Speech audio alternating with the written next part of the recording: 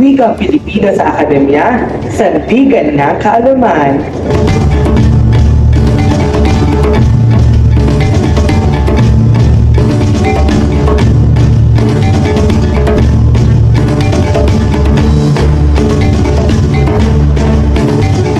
Sa bawat silid-aralan, ang wikang Pilipino ay higit pa sa kasangkapan ng komunikasyon. Ito'y tulay sa kaalaman at pag-unawa, nagbibigay ng mas malalim na pagkilala sa ating kultura at pinagmulan. Naglilinaw ng isang edukasyong may puso at diwa ng pagiging Pilipino.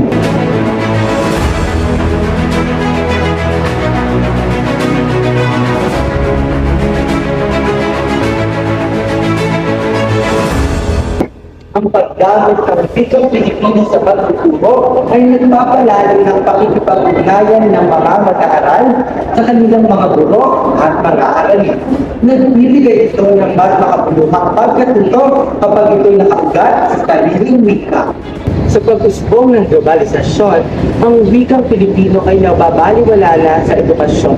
Pero bilang estudyante, may magagawa ka.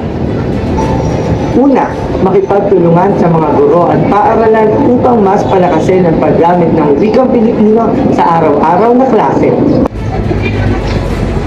Pangalawa, magtayo ng mga grupong nagtataguyod ng wikang Pilipino sa paaralan at pumili ng mga aklat at materyales na nakasulat sa wikang Pilipino.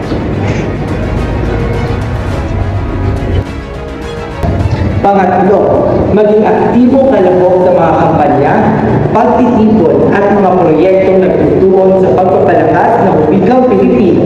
Tandaan mo, ang iyong boses at pakikilahok ay mahalaga sa pagtataguyod ng ating wika at kultura.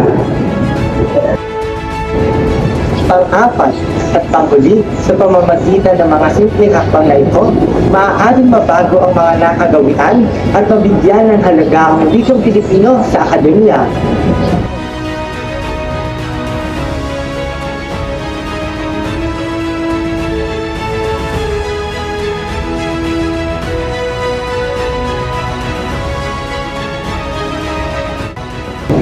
Kaya naman naghiwala ang ating pambansang bayanin si Dr. Rizal na ang kabataan ang pag-asa ng bayan.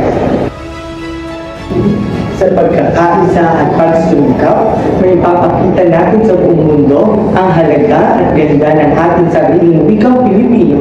Tayong natin taguyod ito para sa ating sarili, komunidad, lipunan at buong mundo.